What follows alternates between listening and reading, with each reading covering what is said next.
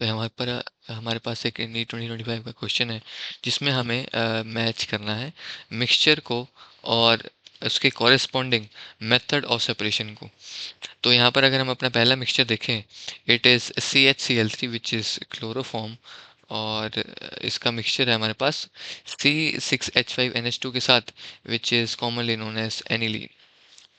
तो अगर हम यहाँ पर देखें तो क्लोरोफॉर्म और एनिलीन का टेम्परेचर यानी बॉइलिंग पॉइंट का टेम्परेचर डिफरेंस काफ़ी ज़्यादा है। Chloroform boils nearly at 61 degree Celsius, and वहीं पे aniline boils nearly at 184 degree Celsius.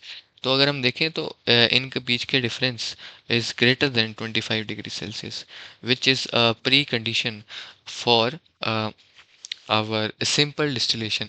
तो हम सिंपल डिस्टिलेशन इसमें काफ़ी इजीली कर सकते हैं क्योंकि इनके बॉइलिंग पॉइंट्स का टेम्परेचर डिफरेंस काफ़ी ज़्यादा है। तो ए हमारा मैच हो जाता है कोट से। अब हम मूव ऑन करते हैं crude oil and petroleum industry से। अब क्रूड ऑयल के जो कॉन्स्टिट्यूएंट्स हैं, उनका boiling points is quite close to each other. मतलब जितने भी इसके कॉन्स्टिट्यूएंट्स हैं, दैट इज़ अगर हम नेम करें यहाँ पर पेट्रोल, केरोसिन एंड डीजल भी मिल जाता है हमें इससे। तो ये सब इन का जो बॉइलिंग पॉइंट है, that is very close to each other, और इसी वजह से हमें इसकी फ्रैक्शनल डिस्टिलेशन करनी पड़ती है, जिसमें हम basically multiple levels of vapours को कंडेंस करते हैं और रीइवेपोरेट करते हैं। इसमें मल्टीपल लेवल्स ऑफ कॉलम्स होते हैं जो हमें क्लोज रेंज बॉइलिंग पॉइंट्स वाले कॉन्स्टिट्यूएंट्स को अलग करने में हेल्प करता है। तो इसीलिए क्रूड ऑयल की हम फ्रैक्शनल डिस्टिलेशन करते हैं। उसके बाद हमारे पास ग्लिसरॉल फ्रॉम स्पेंट आई। अब ग्लिसरॉल की अगर हम बात करें तो it has a very high boiling point, और अ, इसकी एक मेजर प्रॉब्लम है, इट डीकम्पोजेस। ये डीकम्पोज हो जाता है बिफोर। एक तो ये इसका बॉइलिंग पॉइंट बहुत हाई है, और ऊपर से ये अपने बॉइलिंग पॉइंट से पहले ही decomposes. It decomposes before reaching its boiling point. तो इसी वजह से हम क्या करते हैं basically, we lower the boiling point of glycerol. और ये हम कैसे करते हैं? By lowering the pressure inside the apparatus। हम apparatus का जो प्रेशर है उसे लोअर कर देते हैं, और उसकी वजह से क्योंकि प्रेशर डायरेक्टली प्रोपोर्शनल है बॉइलिंग पॉइंट के, तो बॉइलिंग पॉइंट भी लोअर हो जाता है, और इसी वजह से हम इसे एक लोअर बॉइलिंग पॉइंट पर वेपराइज कर पाते हैं।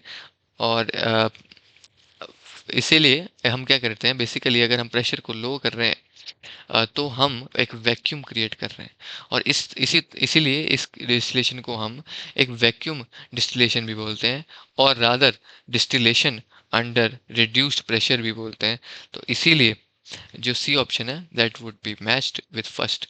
तो डिस्टिलेशन अंडर रिड्यूस्ड प्रेशर करते हैं हम क्योंकि हमें ग्लिसरॉल का बॉइलिंग पॉइंट लोअर करना है, जो कि हम प्रेशर को लो करके अचीव करते हैं। अब हमारे पास आता है एनिलीन और वाटर।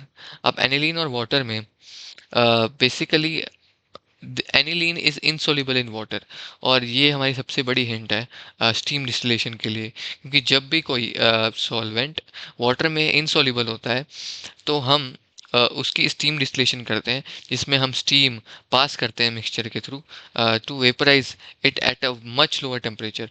मतलब अपने बॉइलिंग पॉइंट से मच लोअर टेम्परेचर पर हम उस इनसॉल्युबल सॉल्वेंट को वेपराइज कर देते हैं, और इसी वजह से इनसॉल्युबल सॉल्वेंट्स की हम स्टीम डिस्टिलेशन कर पाते हैं, काफ़ी इजीली हम उन्हें सेपरेट कर पाते हैं। तो ये हमारा ऑर्डर रहेगा, A fourth, and then B third, and then C first, and then D second. तो ऑप्शन वन हमारी करेक्ट हो जाती है यहाँ पर।